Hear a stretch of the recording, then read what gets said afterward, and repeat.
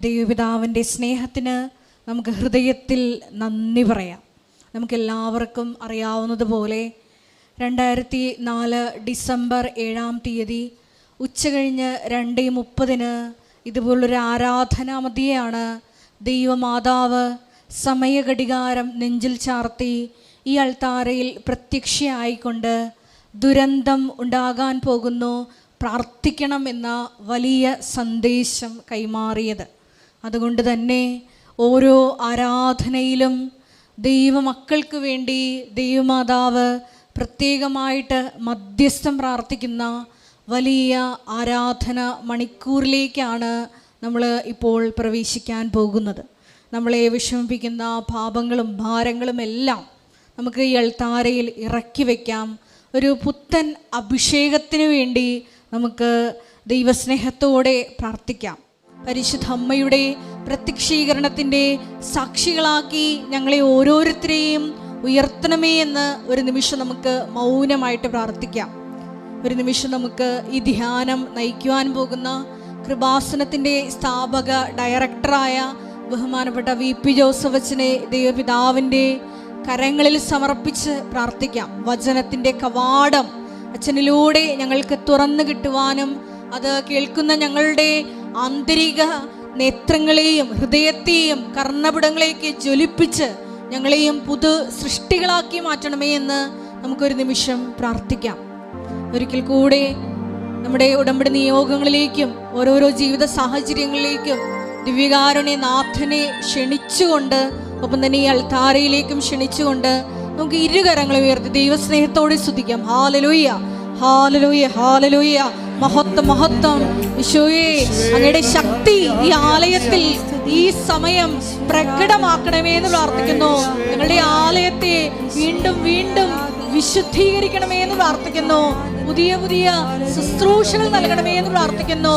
ഈശോയെ ലോകത്തിന് കൊടുക്കുവാൻ ഞങ്ങളെ തിരഞ്ഞെടുത്ത് അഭിഷേകം ചെയ്യണമേ എന്ന് പ്രാർത്ഥിക്കുന്നു. Hallelujah, hallelujah. മഹത്വം, മഹത്വം. ആരാധന, ആരാധന. ഹല്ലേലൂയ, ഹല്ലേലൂയ. യേശുവേ നന്ദി, യേശുവേ ആരാധന. ഹല്ലേലൂയ.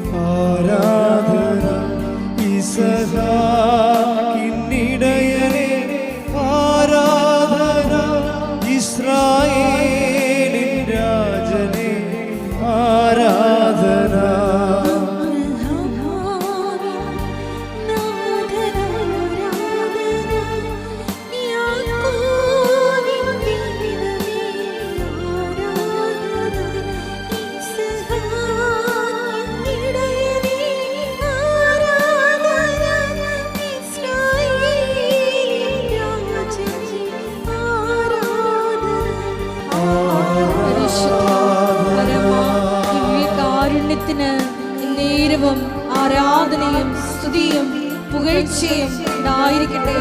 പരിശുദ്ധ പരമ ദിവ്യകാരുണ്യത്തിന് നേരവും ആരാധനയും സ്തുതിയും പുകഴ്ചയും ഉണ്ടായിരിക്കട്ടെ. പരിശുദ്ധ പരമ ദിവ്യകാരുണ്യത്തിന് നേരവും ആരാധനയും സ്തുതിയും പുകഴ്ചയും ഉണ്ടായിരിക്കട്ടെ.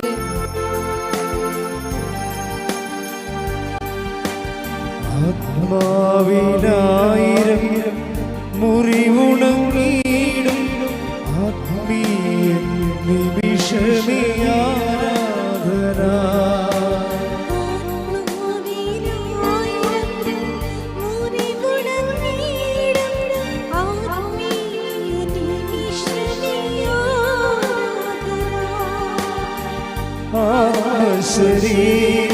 വിശുദ്ധി നൽകും അനുഗ്രഹ നിമിഷം ആരാധന കരങ്ങൾ വീശിക്കൊണ്ട് ദൈവസ്നേഹത്തോടെ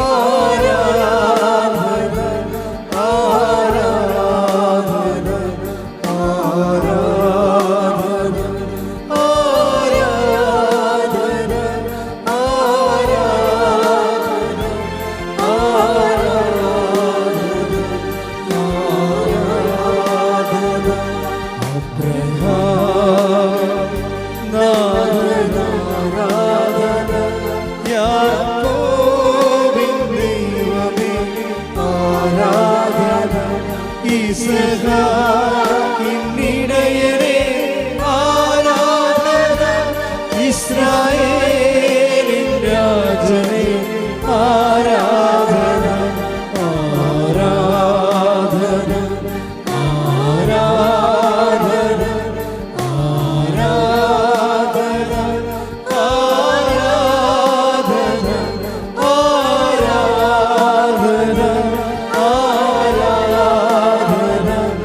ആരാധന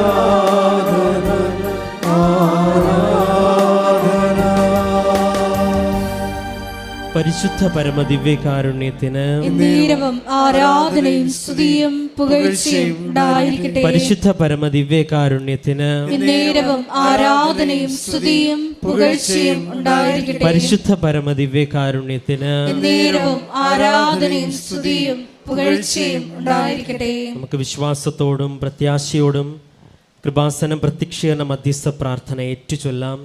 അമ്മേ പരിശുദ്ധ അമ്മേ, അമ്മേ പരിശുദ്ധ അമ്മേ, ദൈവമാതാവേ, ദൈവമാതാവേ, കൃപാസനത്തിലൂടെ ഞങ്ങൾക്കും ഞങ്ങളുടെ ദേശത്തിനും അമ്മ മാധ്യസ്ഥം തേടിത്തന്ന എല്ലാ അനുഗ്രഹങ്ങൾക്കും കൃപകൾക്കും ഞങ്ങളിപ്പോൾ ഹൃദയം നിറഞ്ഞ നന്ദി പറയുന്നു. നമുക്ക് സ്തുതിച്ച് പ്രാർത്ഥിക്കാം. ഹല്ലേലൂയ,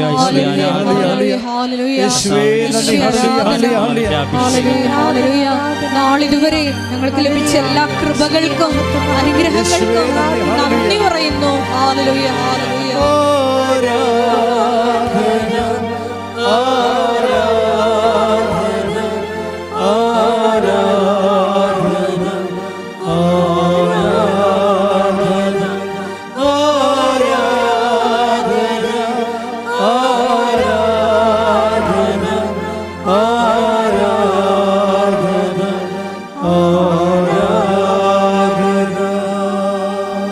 പരിശുദ്ധ പരമദിവ്യകാരുണ്യത്തിന് എന്നേരവും ആരാധനയും സ്തുതിയും പുകഴ്ചയും ഉണ്ടായിരിക്കട്ടെ. പരിശുദ്ധ പരമദിവ്യകാരുണ്യത്തിന് എന്നേരവും ആരാധനയും സ്തുതിയും പുകഴ്ചയും ഉണ്ടായിരിക്കട്ടെ. പരിശുദ്ധ പരമദിവ്യകാരുണ്യത്തിന് എന്നേരവും ആരാധനയും സ്തുതിയും പുകഴ്ചയും ഉണ്ടായിരിക്കട്ടെ. അമ്മേ പരിശുദ്ധ അമ്മേ, അമ്മേ പരിശുദ്ധ അമ്മേ, ദൈവമാതാവേ, ദൈവമാതാവേ, 2004 ഡിസംബർ 7-ാം തീയതി ഉച്ച കഴിഞ്ഞ് 2:30 കൃപാസനത്തിൽ സംഭവിച്ച അമ്മയുടെ പ്രത്യക്ഷപ്പെടലിനെ കുറിച്ച് തിരുസഭയ്ക്ക് സമർപ്പിച്ചിരിക്കുന്ന പഠനരേഖകളുടെ മേൽ വസ്തുനിഷ്ഠവും ദൈവശാസ്ത്ര വിധിപ്രകാരമുള്ളതുമായ അന്വേഷണ പഠനങ്ങൾ നടത്തി ആ പ്രത്യക്ഷപ്പെടലിലൂടെ പ്രകടമായ ദൈവമാതാവിന്റെ പ്രത്യേക കരുതലും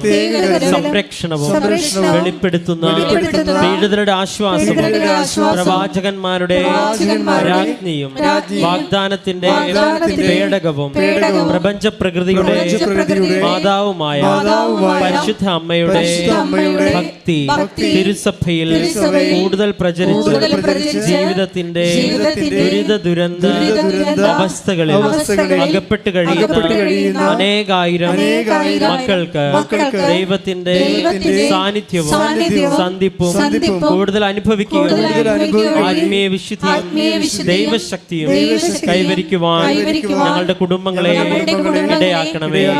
നമുക്ക് സ്തുതിച്ച് പ്രാർത്ഥിക്കാം. ഹല്ലേലൂയ. യേശുവേ ആരാധന. കർത്താവേ, ഇന്നേ ദിവസത്തിന് ആവശ്യമായ വചനങ്ങൾ നൽകി ഞങ്ങളെ അനുഗ്രഹിക്കണമേ. ഇന്നേ ദിവസത്തിന് ആവശ്യമായ അഭിഷേകം നൽകി ഞങ്ങളെ ആരാധിക്കണമേ. കർത്താവേ, ഞങ്ങളുടെ സാന്നിധ്യം പ്രകടമാക്കണമേ. പരിശുദ്ധാമ്മയുടെ പ്രത്യക്ഷീകരണത്തിന്റെ വലിയ സാക്ഷികളായി തീരുവാൻ ഞങ്ങളെ തെരഞ്ഞെടുക്കണമേ എന്ന് ഞങ്ങൾ പ്രാർത്ഥിക്കുന്നു. ഹല്ലേലൂയ, ഹല്ലേലൂയ, ഹല്ലേലൂയ.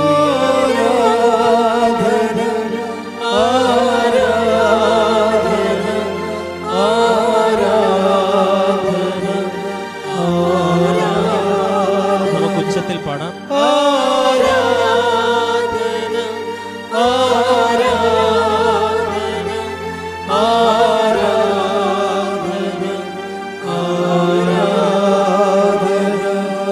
പരിശുദ്ധ പരമദിവ്യകാരുണ്യത്തിന് പരിശുദ്ധ പരമദിവ്യകാരുണ്യത്തിന് ആരാധനയും സ്തുതിയും പുകഴ്ചയും ഉണ്ടായിരിക്കട്ടെ. പരിശുദ്ധ പരമദിവ്യകാരുണ്യത്തിന് ആരാധനയും സ്തുതിയും പുകഴ്ചയും ഉണ്ടായിരിക്കട്ടെ. അമ്മേ പരിശുദ്ധ അമ്മേ, അമ്മേ പരിശുദ്ധ അമ്മേ, ഭൂസ്വർലോകങ്ങളുടെ രാജ്ഞിയായ അങ്ങേക്ക് ഭൗമ സംരക്ഷണത്തിനായി പ്രപഞ്ച പ്രകൃതിയെ തന്നെ തിരുസഭ പ്രതിഷ്ഠിക്കുവാൻ ഈ പ്രത്യക്ഷീകരണം വഴി ഇടയാക്കണമേ. പരിശുദ്ധ അമ്മേ, ജപമാല മാതാവേ, സകല കൃപാസനം പ്രാർത്ഥനകളോട് ചേർത്ത് ഞങ്ങളിപ്പോൾ പ്രാർത്ഥിക്കുന്ന ഈ സമൂഹത്തിന്റെ പ്രത്യേക നിയോഗങ്ങൾ, നമ്മുടെ നിയോഗങ്ങൾ നമുക്ക് മൗനമായി സമർപ്പിച്ച് പ്രാർത്ഥിക്കാം.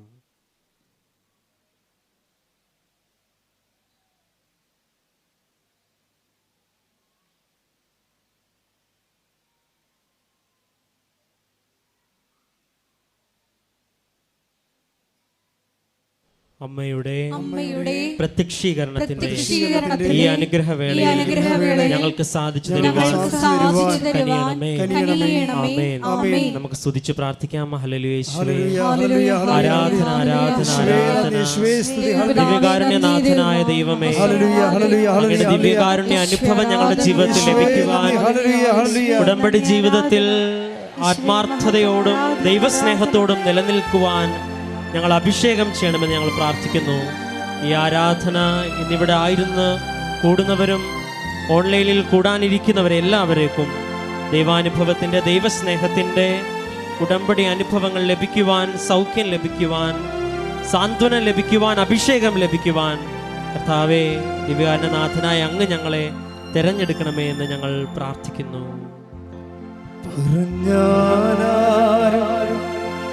വിശ്വസിക്കാത്ത പ്രവൃത്തിയൊന്ന് ദൈവം ചെയ്യാൻ പോകുന്നു.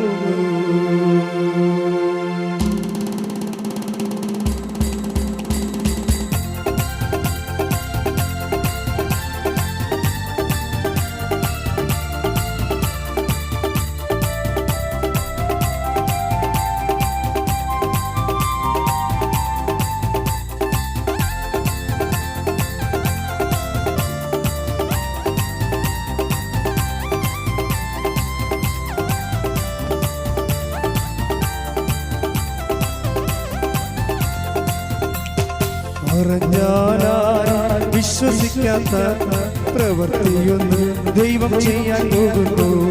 കേട്ടാലും സമ്മതിക്കാത്ത പ്രവൃത്തിയൊന്ന് നാഥൻ ചെയ്യാൻ പോകുന്നു.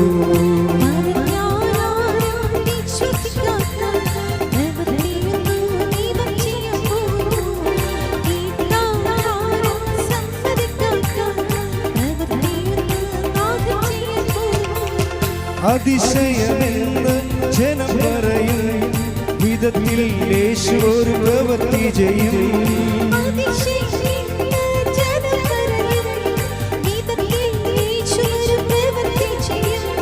ദൈവത്തിന്റെ മഹത്വം നിഴലിയിരിക്കും, ദൈവത്തിന്റെ കരത്തിൽ നീ വസിക്കും.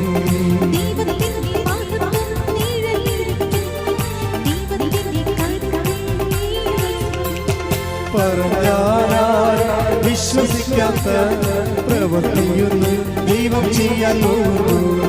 കേട്ടാൽ സമ്മതിക്കാത്ത പ്രവൃത്തിയൊന്നും നാഥൻ ചെയ്യാൻ പോകുന്നു. സ്തുതിച്ചു പ്രാർത്ഥിക്കാം. Hallelujah hallelujah. മാറിപ്പോകാത്ത ഒരു വലിയ കല്ല് നിന്റെ മാറത്തിരിക്കുന്നു ദൈവ പൈതലേ.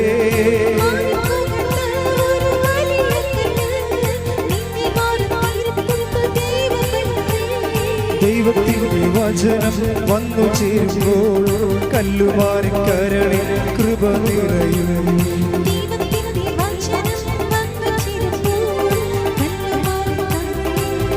കൈകളുയർത്തി പറഞ്ഞാൽ വിശ്വസിക്കാത്ത പ്രവൃത്തിയൊന്നും ദൈവം ചെയ്യാൻ പോകുന്നു.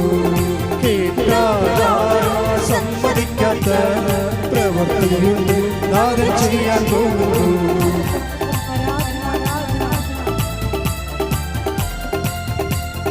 കേട്ടുകേൾവി മാത്രമെന്നു ജനം പറയും, തക്ക വിധത്തിൽ ദൈവം ഒരു പ്രവൃത്തി ചെയ്യും. കേട്ടുകേൾവി മാത്രമെന്നു ജനം പറയും, തക്ക വിധത്തിൽ ദൈവം ഒരു പ്രവൃത്തി ചെയ്യും. തടവറ പൊട്ടിക്കാൻ ദൈവം നിന്നെ നയിച്ചിടും, ഇടവും ബലവും ദൂതന്മാരാൽ നിന്നെ നയിച്ചിടും. തടവറ പൊട്ടിക്കാൻ ദൈവം നിന്നെ നയിച്ചിടും, ഇടവും ബലവും ദൂതന്മാരാൽ നിന്നെ നയിച്ചിടും. ഉയർത്തി പറഞ്ഞാൽ വിശ്വസിക്കാത്ത പ്രവൃത്തിയൊന്നും ദൈവം ചെയ്യാൻ പോകുന്നു.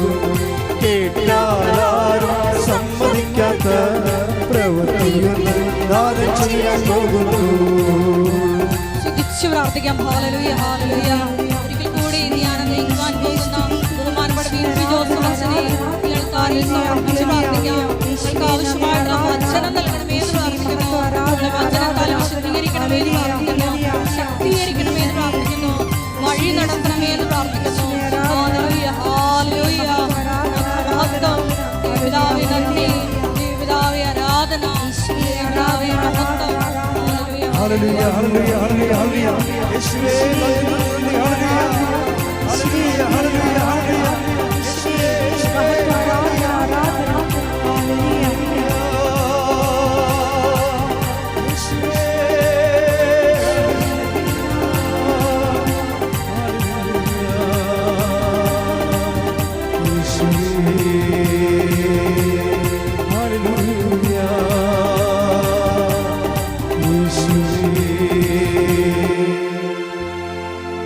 പരിശുദ്ധ പരമദിവ്യകാരുണ്യത്തിന് നേരവും ആരാധനയും സ്തുതിയും പുകഴ്ചയും ഉണ്ടായിരിക്കും. എൻ്റെ പ്രിയപ്പെട്ടവരെ, ഭക്തിയോടുകൂടിയാണ് കർത്താവിൻ്റെ തിരുസന്നിധിയിലിരിക്കേണ്ടത്.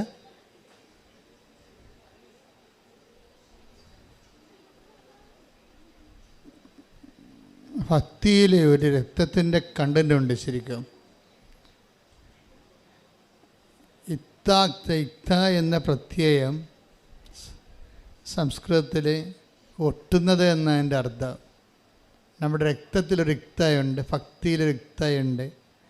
ഒട്ടാത്ത ഭക്തിയൊക്കെ അഭ്യാസങ്ങളാണ്. ഭക്തി എന്ന് വെച്ചാൽ പറഞ്ഞാൽ നിങ്ങൾ സ്നേഹത്തിൽ അവനോട് ഒട്ടി നിൽക്കണം. ദൈവത്തോട് ഒട്ടി നിൽക്കാൻ ഏറ്റവും നല്ലത്, ചേർന്ന് നിൽക്കാൻ ഏറ്റവും നല്ലത് ദൈവസ്നേഹമാണ്. പൗലോസ് അപ്പോസ്തലൻ പറയും, നിങ്ങൾ സ്നേഹത്തിൽ ഒട്ടി നിൽക്കുവിൻ. ശ്രുതികട്ടെ ഹല്ലേലൂയ ഹല്ലേലൂയ ഹല്ലേലൂയ ഹല്ലേലൂയ ഹല്ലേലൂയ ഹല്ലേലൂയ ഹല്ലേലൂയ. യേശുവേ നന്ദി ഹല്ലേലൂയ ഹല്ലേലൂയ ഹല്ലേലൂയ. യേശുവേ സ്തുതി ഹല്ലേലൂയ ഹല്ലേലൂയ. ആത്മാവിൻ അൾത്താരത്തിൽ നിന്നെ ഞാൻ ആരാധിക്കാം. ആത്മാവിൻ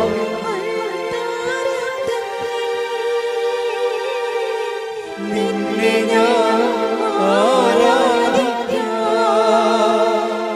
എന്റെ ജീവനായി തീരുന്ന സ്നേഹമേ, ആരാധന നിനക്ക് ആരാധന.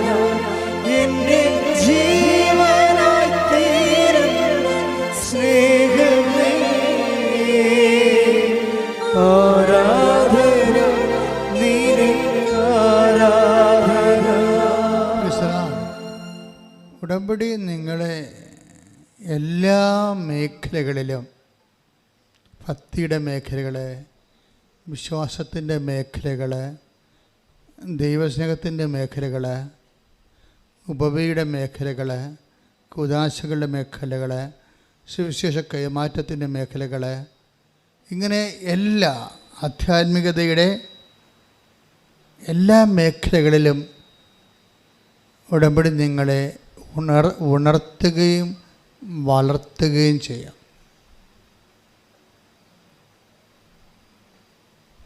കഴിഞ്ഞ ദിവസങ്ങളിൽ ഒരു സാക്ഷ്യം, ഞാൻ വളരെ ശ്രദ്ധിച്ചൊരു സാക്ഷ്യം,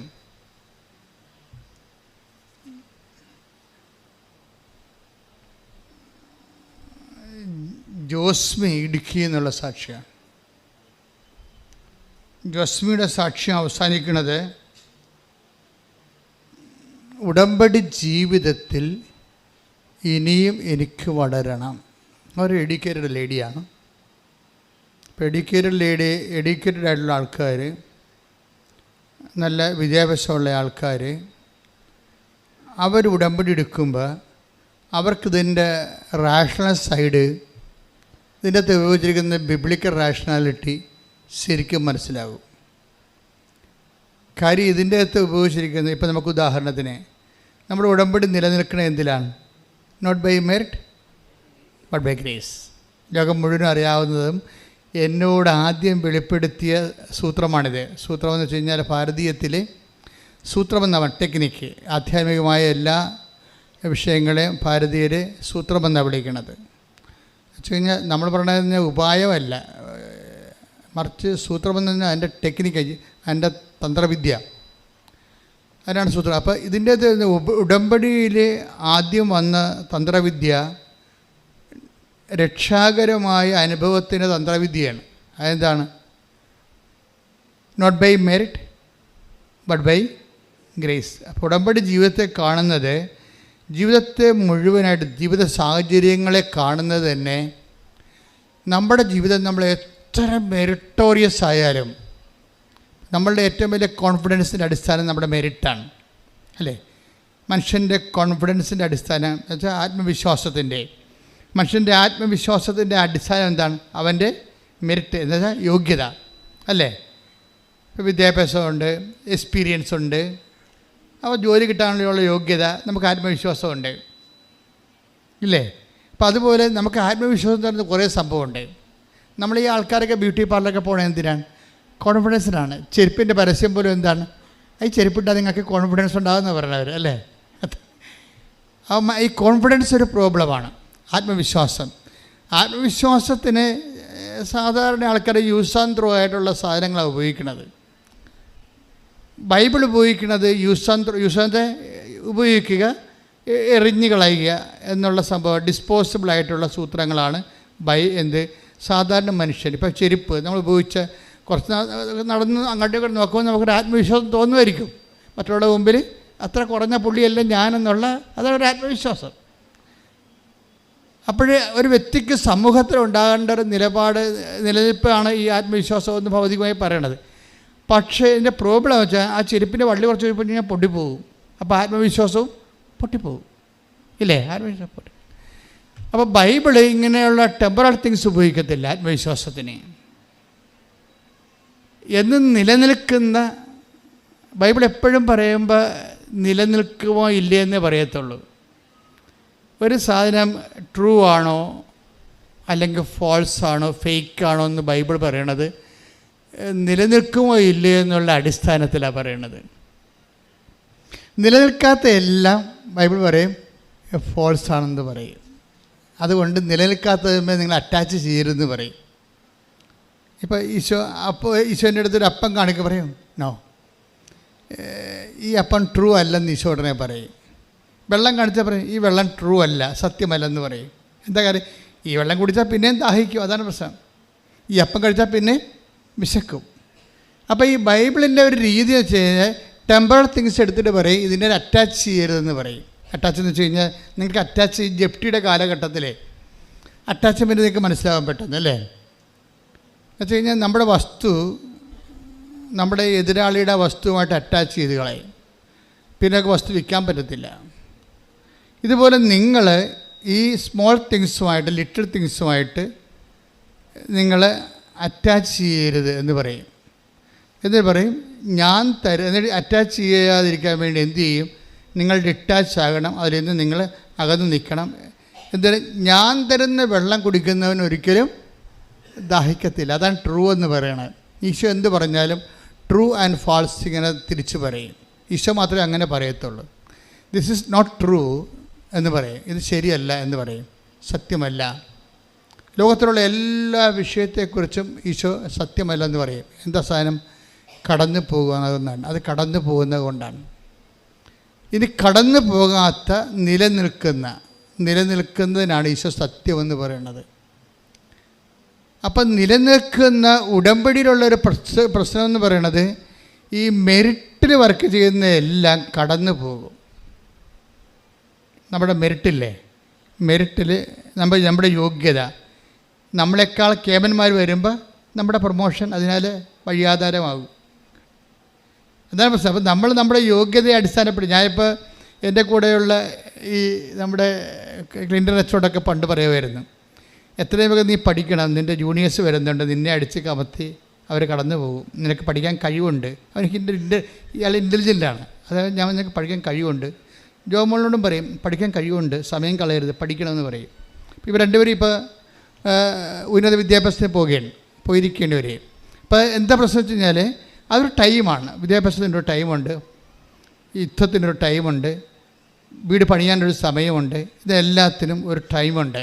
യുദ്ധത്തിന് പോയി അപ്പം അത് എക്ലേസ്, അത് ബൈബിളിൻ്റെ നിലപാടാണത്. അത് ഒരു ടൈമാണെങ്കിൽ നിങ്ങൾക്ക് നിങ്ങളുടെ മനസ്സിൽ ദൈവം പറയും ദിസ് ഈസ് ദ ടൈം എന്ന് പറയും. അത് നിങ്ങളുടെ മനസ്സിൽ പറയും. പരിശുദ്ധാത്മാവിൻ്റെ മനസ്സിൽ നീ അത് ഇൻവെസ്റ്റ് ചെയ്യേണ്ട ടൈം ഇതാണെങ്കിൽ, നിനക്ക് പരിശുദ്ധാത്മാവായിട്ട് കണക്ഷൻ ഉണ്ടെന്നുണ്ടെങ്കിൽ നിനക്ക് ഈ ടൈമിൽ ആ ടൈമിൽ തരും നിന്നോടത് ചെയ്യാൻ പറയും.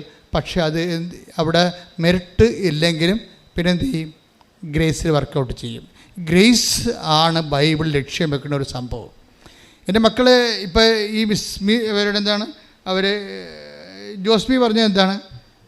ഉടമ്പടി ജീവിതത്തിൽ ഇനിയും എനിക്ക് വളരണം. അപ്പോൾ അവർക്ക് മനസ്സിലായി ഉടമ്പടിയിൽ നമ്മൾ പറയുന്ന ആൾക്കാർ പറയുന്ന സാക്ഷ്യങ്ങളല്ല, അതിൻ്റെ അപ്പുറത്ത് ഉടമ്പടിയിൽ ഡിഗ് ചെയ്യാൻ ഒത്തിരി സാധ്യതകളുള്ള ഒരു സന്നിധാനമാണെന്ന് അവർ എഡ്യൂക്കേറ്റഡ് ആയത് കാരണം അവർക്ക് മനസ്സിലാകുന്നുണ്ട്. അതാണ് ഉടമ്പടി ജീവിതത്തിൽ എന്നാണ് പറയുന്നത്. ഉടമ്പടി ഒരു ജീവിതമാണ്, അല്ലാതെ എപ്പോഴെങ്കിലും വന്ന് എന്തെങ്കിലും എഴുതിയിട്ടിട്ട് അത് കാര്യം സാധിച്ചുകൊണ്ട് പോകുന്ന ടെമ്പറൽ ആയിട്ടുള്ള നടപടിയല്ല. നിങ്ങളെപ്പോഴും വരുമ്പോൾ ഈ ടെമ്പറലായിട്ട് എന്തെങ്കിലും ഒരു കാര്യം സാധിച്ച് പോകാൻ വേണ്ടിയുള്ള ഒരു minimum programme for the short time കോഴ്സായിട്ട് വരികയാണെങ്കിൽ ഉടമ്പടിയിൽ അത് നടക്കും. പക്ഷെ ദൈവം ഉടമ്പടിയുടെ അതായത് അൾട്ടിമേറ്റ് ഇതിൻ്റെ ഉടമ്പടിയുടെ ആത്യന്തികമായ നിയോഗമെന്ന് പറയണത് പ്രസൻസ് ഓഫ് ഗോഡും അത് എത്തിക്കണം നിത്യതയുമാണ്. പ്രസൻസ് ഓഫ് ഗോഡ് എന്ന് പറയുമ്പോൾ ഞങ്ങൾ കാത്തലിക് ചർച്ചിൽ ജ്ഞാനസ്ഥാനം സ്വീകരിക്കുമ്പോൾ പറയും it's an advance to the eternal life എന്ന് പറയും. എന്ന് വെച്ച് കഴിഞ്ഞാൽ നിനക്ക് നിത്യജീവൻ കിട്ടാൻ യേശുക്രിസ്തുവിൻ്റെ വീണ്ടെടുപ്പിൽ നിനക്ക് ഓഹരിയായിരിക്കുന്നു. പക്ഷേ ഇതിനുള്ള advance you have to pay more. 100 രൂപയുടെ വസ്തുവിന് നീ 10 രൂപ കൊടുത്തിട്ടുണ്ട്, ഇനി 90 രൂപ നീ അധ്വാനിച്ചുണ്ടാക്കി കൊടുക്കണം നിത്യതയ്ക്ക്. അതാണ് എൻ്റെ വിഷയം, അതാണ് അഡ്വാൻസ് എന്ന് പറയുന്ന കാര്യം. അപ്പോൾ ഉടമ്പടി വെക്കുമ്പോൾ നിനക്ക് ഒരു അനുഗ്രഹം ദൈവം തന്നെന്ന് വിചാരിച്ചോ, ജോലി കിട്ടി, വീട് കിട്ടിയെന്ന് പറയുമ്പോൾ ഒരു അഡ്വാൻസ് നിനക്ക് തരികയാണ് ദൈവം. അതല്ല ഉദ്ദേശിക്കുന്നത്. അത് നിത്യതയുടെ അഡ്വാൻസായിട്ട് നമുക്ക് കിട്ടണത് ദൈവാനുഭവത്തിലുള്ള ഒരു അനുഭവമാണ് നമുക്ക് തരണം ആദ്യം. അപ്പോൾ നിങ്ങളുടെ ഒരു സാക്ഷ്യം പറയാൻ വരുമ്പോൾ എൻ്റെ രോഗം മാറി എന്ന് പറയുമ്പോൾ എനിക്ക് നിത്യതയ്ക്ക് അഡ്വാൻസ് കിട്ടിയെന്നാണ് പറയേണ്ടത്. You got the point. പിടിയ ദാറ്റ് മീൻസ് ദൈവം ഓൺലൈനിലായി, എൻ്റെ ലൈനിലായി. അപ്പോൾ ഇനി എനിക്ക് ദൈവത്തിൻ്റെ കൂടെ പ്രസൻസായി. ഇനി നിങ്ങൾക്ക് ഒരു ഉടമ്പടിയിലെന്ന് പറയുമ്പോൾ അതിൻ്റെ പാക്കേജ് സിസ്റ്റത്തിലെ ഏറ്റവും പ്രധാനപ്പെട്ടത് പ്രസൻസാണ്. I will come with you wherever you go. അത് ആദ്യം മുതലേ ഉള്ളതാണ്. അതൊരു വാഗ്ദാനമാണ്.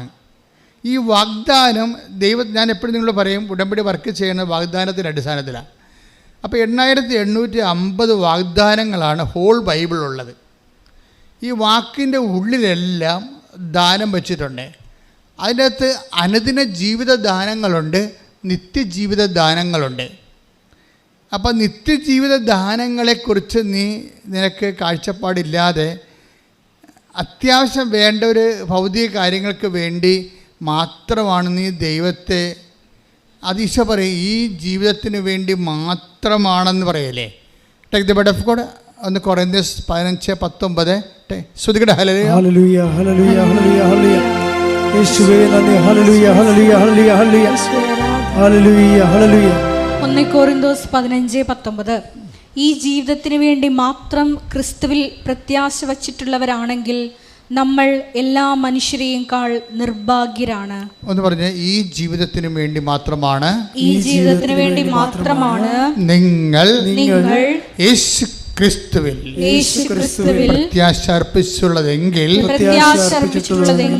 എല്ലാ മനുഷ്യരെക്കാൾ നിങ്ങൾ ഹതഭാഗ്യരാണ്. അപ്പം ഈ ജീവിത ആവശ്യങ്ങൾ നമ്മൾ അറ്റാച്ച്ഡ് ആയിട്ട് ക്രിസ്തുവിൻ്റെ മുമ്പിൽ ഈ വിഷയം കൊണ്ട് വന്നാൽ ഇതിനുള്ള ഇറ്റേണൽ ലൈഫ് വാല്യൂ എന്ന് പറയുന്നത്, ഇറ്റേണൽ ലൈഫ് നിത്യജീവിതത്തിന് ഇതൊരു അഡ്വാൻസ് ആകുമല്ലോ എന്നുള്ളത് മാത്രമേ ക്രിസ്തുവിൻ്റെ മുമ്പ് ഇതൊരു വാല്യൂ ആയിട്ട് വരത്തുള്ളൂ. അതുകൊണ്ടാണ് ഇങ്ങനെയുള്ള ചപ്പുചവറ് കാര്യങ്ങൾക്ക് എനിക്ക് നിനക്ക് എന്താണെന്ന് അമ്മയോട് ചോദിക്കണില്ല, അമ്മയോട് പോലും ഈശോ ചോദിക്കുന്നുണ്ട്. അതാണ് ഇത് ഈ യോഹന്നാൻ 2:4 ഒക്കെ എടുത്ത് take the bed of God. ശ്രുതികടെ ഹല്ലേലൂയ ഹല്ലേലൂയ ഹല്ലേലൂയ ഹല്ലേലൂയ. യോഹന്നാൻ 2:4. യേശു അവളോട് പറഞ്ഞു, സ്ത്രീയെ, എനിക്കും നിനക്കും എന്ത്? എൻ്റെ സമയം ഇനിയും ആയിട്ടില്ല. അപ്പം ഈ യോഹന്നാൻ 2:4 സ്ത്രീയെ, എനിക്കും നിനക്കും എന്ത് എന്നുവെച്ചാൽ ഈ ചവറ് കാര്യങ്ങൾക്ക് വേണ്ടി യേശുവിനെ അവിടെ കക്ഷിയാക്കുന്നതിനോട് ക്രിസ്തുവിനുള്ള സ്വാഭാവികമായ വിയോജിപ്പിൻ്റെ കാര്യം നിത്യതയ്ക്ക് ഇതുമായിട്ട് ബന്ധമില്ല എന്നുള്ളതാണ്. അനുദിന ജീവിതത്തിന് മാത്രമേ ബന്ധമുള്ളൂ.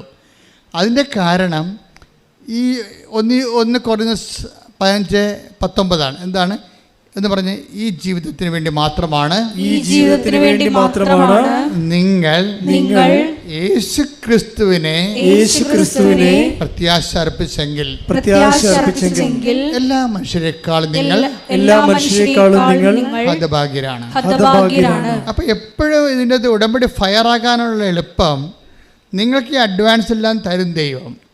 പക്ഷെ ആ സമയത്ത് തന്നെ ദൈവമേ, നിന്നിൽ നിന്ന് ചോദിക്കേണ്ടതും നീ എനിക്കറിഞ്ഞ് തരേണ്ടതും ബേസിക്കായിട്ട് അനുദിന ജീവിതമല്ല. അനുദിന ജീവിതം ഒരു ടൈം കഴിയുമ്പോൾ യൂസ് ആൻഡ് ത്രോ ആകും. നമ്മൾ നേടിയതെല്ലാം ആരുടേതാകും. Take the bed of God. ശ്രുതികടെ ഹല്ലേലൂയ ഹല്ലേലൂയ ഹല്ലേലൂയ ഹല്ലേലൂയ ഹല്ലേലൂയ. പറഞ്ഞോളൂ, വായിച്ചോളൂ. ലൂക്കാ 12:20. ലൂക്കാ 12:20. എന്നാൽ ദൈവം അവനോട് പറഞ്ഞു, ദൈവം അവനോട് പറഞ്ഞു, ഈ രാത്രി നിന്റെ ആത്മാവിനെ നിന്നിൽ നിന്ന് ആവശ്യപ്പെടും. അപ്പോൾ നീ ഒരുക്കി വെച്ചിരിക്കുന്നവ ആരുടേതാകും. അപ്പൊ ഇതെല്ലാം അന്യാധീനപ്പെട്ടു പോകുന്ന ഈശോ പറയണത് മനസ്സിലായില്ലേ? എല്ലാ സ്ഥാനം നാളെ അന്യാധീനപ്പെട്ടു പോകും. അപ്പം അതായത് അന്യാധീനപ്പെട്ടു പോകുമെന്ന് പറയുമ്പോൾ നിങ്ങളോട് അന്യാധീനപ്പെട്ടൊന്നും പോകത്തില്ല, ഞാൻ എൻ്റെ മകൾക്ക് കൊടുക്കുമെന്ന് പറയും. എൻ്റെ മകളെ, നിൻ്റെ മകൾ നിന്നെ എപ്പോൾ ഓർക്കും? ഞാൻ ഒരു 1500 പിണവെടുത്തിട്ടുള്ളൊരു മനുഷ്യനാണ്. ഇത്രയും കാലത്തിനുള്ളിൽ 1500 പിണവെടുത്തിട്ടുണ്ട്. ഒരു ആത്മക്കാരുടെ ദിവസം വരുമ്പോൾ ഞാൻ എപ്പോഴും ഓർക്കും. ആത്മക്കാരുടെ ദിവസം എന്ന് പറഞ്ഞ് കത്തോലിക്കരുടെ ഇടയിൽ ഒരു വലിയ ഏർപ്പാടുണ്ട്. എന്നുവെച്ചാൽ മരിച്ചുപോയ ഒരാൾക്കാരെ ഒരു ദിവസം ഓർക്കും. അപ്പോഴവരുടെ മക്കളും മരുമക്കളും ബന്ധുക്കളും സ്വന്തപ്പെട്ടെല്ലാം വന്ന് അവർ മരിച്ചടക്കിയ കുഴി വൃത്തിയും മെനയുമായിട്ട് വൃത്തിയാക്കും. ഇത് പൂക്കളും തിരികളും ചന്ദനത്തിരിയും ഒക്കെ വെച്ചിട്ട് ആത്മശാന്തിക്ക് വേണ്ടി പ്രാർത്ഥിക്കും. ഭയങ്കരമായ ഒരു ഫീലുള്ള ദിവസമാണത്. പക്ഷെ ഞാനപ്പോൾ ഞങ്ങൾ പിറ്റേ ദിവസം കുർബാന വൈകുന്നേരം ഉണ്ടാവും, രാവിലെ ഉണ്ടാവും. ഈ കുർബാന എല്ലാം കഴിഞ്ഞ് ഇവർക്ക് അനിത പാടുന്ന ഒരു സംഭവമുണ്ട്. അപ്പോൾ അനിത പാടി ഞങ്ങൾ ഒരു അറ്റത്ത് ഇടത്ത് തൊട്ട് വലത് വരെ ഇങ്ങനെ റെസ്പോൺസ് അല്ലെങ്കിൽ ഓഫീസൊക്കെ പാടി, അതൊരു പ്രത്യേക പ്രാർത്ഥനയാണ്. ഓഫീസ് എന്ന് പറയുന്നത് മരിച്ചവർക്ക് വേണ്ടിയുള്ള പ്രത്യേക സങ്കീർത്തന പ്രാർത്ഥനയാണ്. ഇത് പാടി ഓരോ കുഴിക്കലും പാടി ചെല്ലുമ്പോൾ ചില കുഴിക്കൽ വരുമ്പോൾ ഗ്യാപ്പാകും. അപ്പോൾ അവിടെ പൂവില്ല, അവിടെ തിരിയില്ല, അവിടെ പുകയില്ല, ഒന്നുമില്ല, പുല്ല് പിടിച്ച് കിടക്കുകയാണ്. കണ്ടു നിന്നവൻ അവസാനം സങ്കടം കൊണ്ട് ആ ചത്തവന് നെഞ്ചത്തെ പുല്ല് പറിക്കണ കാണാം. അപ്പം ഞാൻ കപ്പേറിനോട് ചോദിക്കും, കപ്പേറെന്ന് പറയണത് ഞങ്ങളുടെ ഇടയിലുള്ള ഒരു സാക്സൺ ഇടവകയിൽ അർത്ഥാള ശുശ്രൂഷകനാണ്. അപ്പോൾ കപ്പേരോട് ചോദിക്കും, ആ കുഴിക്കൽ ആരുമില്ലേ? അപ്പോൾ കപ്പേര് മിണ്ടത്തില്ല, കാര്യം പള്ളി സിമിത്തേരിയല്ലേ, അനിത ചൊല്ലിക്കൊണ്ടിരിക്കുകയല്ലേ. അപ്പോൾ ആ സമയത്ത് പറഞ്ഞു കഴിഞ്ഞാൽ ശരിയാകത്തില്ല. കാര്യം എനിക്ക് വലിയ ദേഷ്യം വരും. ഈ കുഴിയുടെ മക്കളും ഉണ്ട്, ഈ അപ്പൻ്റെ മക്കളും ഉണ്ട്, മരുമക്കളും ഉണ്ട്, എല്ലാവരും നാട്ടിലുണ്ട്.